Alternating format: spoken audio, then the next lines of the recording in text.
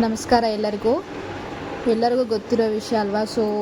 Suma aunty ಅಂದರೆ ಸುಮಾ ಗೌಡ್ರ ಮನೆ ಯೂಟ್ಯೂಬ್ ಚಾನಲ್ ಆಂಟಿ ಅವರು ಡೆತ್ ಆಗಿದ್ದಾರೆ ಕ್ಯಾನ್ಸರಿಂದ. ನೀವು ನೋಡ್ಬೋದು, ಅವತ್ತು ವಿಡಿಯೋ ಮಾಡಬೇಕಾದ್ರೆ ಅವರು ಹೇಳಿದರು ಮೂಗಲ್ಲಿ ಸ್ವಲ್ಪ ಆಗಿತ್ತು, ಆಮೇಲೆ ಕೆನ್ನೆ ಹತ್ರ ಆಯಿತು ಅಂತ. ತುಂಬ ಚಿಕ್ಕದಾಗೆ ಆಗಿರೋದು, ಆರಾಮಾಗೆ ಇದ್ದೀನಿ ತಿನ್ಕೊಂಡು ಅಂತ ಹೇಳಿದರು. ಆದರೆ ಏನಾಯಿತು ಅಂತ ಗೊತ್ತಿಲ್ಲ. ಸಡನ್ನಾಗಿ ಬರೀ ಕ್ಯಾನ್ಸರ್ ಇದೆ ಅಂತ ಈ ವಿಡಿಯೋ ಹಾಕಿ ಕೇವಲ 2 ಮಂತ್ಸ್ 3 ಮಂತ್ಸ್ ಆಗಿತ್ತು ಅಷ್ಟೇ. ಇಷ್ಟು ಬೇಗ ಸಾವು ಬರುತ್ತೆ ಅಂತ ನಿಜ ಅಂತ ಅಂದ್ಕೊಂಡಿರಲಿಲ್ಲ ನಾನು. ಏನಾಯಿತು ಅಂತಂದರೆ ಅದು ಬರ್ತಾ ಸ್ಪ್ರೆಡ್ ಆಗ್ತಾ ಬಂತು. ಕ್ಯಾನ್ಸರ್ ಏನಂತಂದರೆ ಸ್ಟಾರ್ಟಿಂಗಲ್ಲೇ ಎಷ್ಟು ಬೇಗ ನೋಡ್ಕೊತೀವೋ ಅಷ್ಟು ಒಳ್ಳೆಯದು. ಸ್ಟಾರ್ಟಿಂಗಲ್ಲೇ ನೋಡ್ಕೊಂಡು ನಾವು ಟ್ರೀಟ್ಮೆಂಟ್ ತೊಗೊಂಡ್ರೆ ಕ್ಯಾನ್ಸರ್ ಸ್ವಲ್ಪ ಕಂಟ್ರೋಲಲ್ಲಿ ಇಟ್ಕೋಬೋದು. ಆದರೆ ಏನಾಯಿತು ಅಂತಂದರೆ ಬರ್ತಾ ಸ್ಪ್ರೆಡ್ ಆಗಿಬಿಟ್ಟಿದೆ. ಅವ್ರು ಇನ್ನೂ ಅಪ್ಡೇಟ್ ಏನೂ ಕೊಟ್ಟಿಲ್ಲ, ನೋಡಬೇಕು ಅಪ್ಡೇಟ್ ಏನಾಗುತ್ತೆ ಅಂತ ಮುಂದಕ್ಕೆ.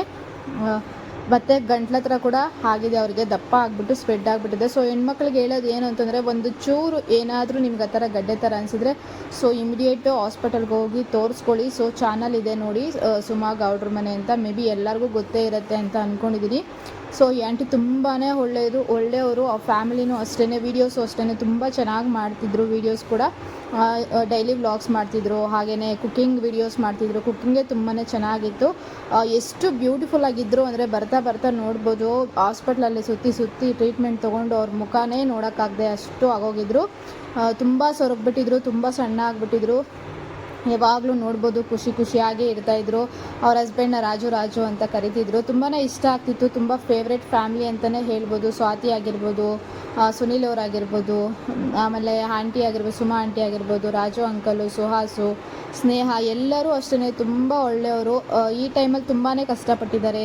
ತರಕಾರಿನ ಮಾರ್ಕೊಂಡು ಮಕ್ಕಳನ್ನ ಸಾಕಿದ್ದಾರೆ. ಒಂದು ಚೂರು ಕಡಿಮೆ ಮಾಡದೆ ಮಕ್ಕಳನ್ನ ಸಾಕಿದ್ರು. ಈ ಟೈಮಲ್ಲಿ ಆರಾಮಾಗಿ ರೆಸ್ಟ್ ಮಾಡಿಕೊಂಡು ಮಕ್ಕಳನ್ನ ಮೊಮ್ಮಕ್ಕಳನ್ನ ನೋಡ್ಕೊಂಡು ಇರಬೇಕಾಗಿತ್ತು. ಇಂಥ ಟೈಮಲ್ಲಿ ಸಾವು ಅನ್ನೋದು ಬರಬಾರ್ದಿತ್ತು. ಈಗಾಗಲೇ ನಮ್ಮನ್ನೆಲ್ಲ ಬಿಟ್ಟೋಗಿ 3 ಡೇಸ್ ಆಗೋಗಿದೆ. ಅದು ನಂಬಕ್ಕೆ ಕೂಡ ಆಗ್ತಾಯಿಲ್ಲ. ಈಗಲೂ ಕೂಡ ಇದು ಸುಳ್ಳ ನಿಜಾನ ಅಂತಲೇ, ಕನಸ ನಿಜಾನ ಅಂತ ಅನ್ನೋ ಥರ ಅನಿಸುತ್ತೆ. ಯಾವಾಗಲೂ ನಗ್ನಗ್ತಾ ಖುಷಿಯಾಗಿರೋರು. ಎಕ್ಸ್ಪೆಕ್ಟೇ ಮಾಡಿಲ್ಲಲ್ಲ ಇಷ್ಟು ಬೇಗ ಸಾವು ಬರುತ್ತೆ ಅಂತ. ನಾವು ಕ್ಯಾನ್ಸರ್ ಇದ್ರೂ ಅಷ್ಟೇ ಟ್ರೀಟ್ಮೆಂಟ್ ಚೆನ್ನಾಗಿ ಕೊಡಿಸಿದ್ರು. ಅವ್ರು ತೋರಿಸ್ದೇ ಇರೋ ಹಾಸ್ಪಿಟಲಲ್ಲೇ ಇಲ್ಲ. ಅಷ್ಟೊಂದು ಹಾಸ್ಪಿಟ್ಲಲ್ಲಿ ತೋರಿಸಿದ್ರು, ಅವ್ರು ಟ್ರೀಟ್ಮೆಂಟ್ ಎಲ್ಲ ಚೆನ್ನಾಗಿ ಕೊಡಿಸ್ತಿದ್ರು. ಸ್ವಾತಿ ಆಗಿರ್ಬೋದು, ಸುಹಾಸ್ ಆಗಿರ್ಬೋದು ತುಂಬ ಚೆನ್ನಾಗಿ ನೋಡ್ಕೊತಾ ಇದ್ರು. ಅಂತ ಮಕ್ಕಳನ್ನ ಪಡೆಯೋಕ್ಕೆ ಅದೃಷ್ಟ ಮಾಡಿರ್ಬೇಕಂತಲೇ ಹೇಳ್ಬೋದು. ಸ್ವಾತಿ ಕೂಡ ಅಷ್ಟೇ, ಅವರು ಕೂಡ ಯೂಟ್ಯೂಬರ್. ಅವರು ಅಷ್ಟೇ ತುಂಬ ಚೆನ್ನಾಗಿ ನೋಡ್ಕೋತಾ ಇದ್ರು. ಹೆಣ್ಮಕ್ಳಿಗೆ ಆದಷ್ಟು ಸರಿಯಾಗಿ ಹೆಲ್ತ್ನ ನೋಡ್ಕೊಳ್ಳಿ. ಆದಷ್ಟು ಲಮ್ಸ್ ಹತ್ರ ಬರುತ್ತೆ ಅಂದರೆ ಎದೆ ಭಾಗದಲ್ಲಿ ಸ್ವಲ್ಪ ಏನಾದರೂ ನಿಮ್ಗೆ ಆ ಥರ ಗಡ್ಡೆ ಅನಿಸಿದ್ರು ಕೂಡ ಇಮಿಡಿಯೇಟ್ ಹಾಸ್ಪಿಟಲಲ್ಲಿ ತೋರಿಸ್ಕೊಳ್ಳಿ. ದೇಹದಲ್ಲಿ ಎಲ್ಲೇ ಆಗಲಿ ಏನೇ ಪ್ರಾಬ್ಲಮ್ ಆಗಿ ಹೆಲ್ತ್ ವಿಷಯದಲ್ಲಿ ಯಾರೂ ಕೂಡ ನೆಗ್ಲೆಕ್ಟ್ ಮಾಡಬೇಡಿ. ಆಂಟಿ ಆತ್ಮಕ್ಕೆ ಶಾಂತಿ ಸಿಗಲಿ.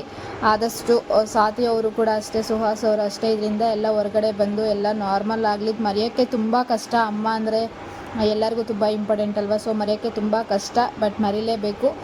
ಮರೆತು ಮತ್ತೆ ಮುಂದಿನ ಥರ ಆಗಲಿ, ವೀಡಿಯೋಸ್ ಎಲ್ಲ ಹಾಕಲಿ, ಚೆನ್ನಾಗಿರಲಿ ಅಂತ ಕೇಳ್ಕೊತೀನಿ. ಆದಷ್ಟು ಅವ್ರಿಗೆ ಒಳ್ಳೆಯದನ್ನು ಬಯಸೋಣ. ಫ್ಯಾಮಿಲಿ ಎಲ್ಲ ಆದಷ್ಟು ಧೈರ್ಯ ತೊಗೊಂಡು ನೆಮ್ಮದಿಯಾಗಿ ಇರಲಿ ಅಂತ ಕೇಳ್ಕೊತೀನಿ. Once again aunty, rest in piece.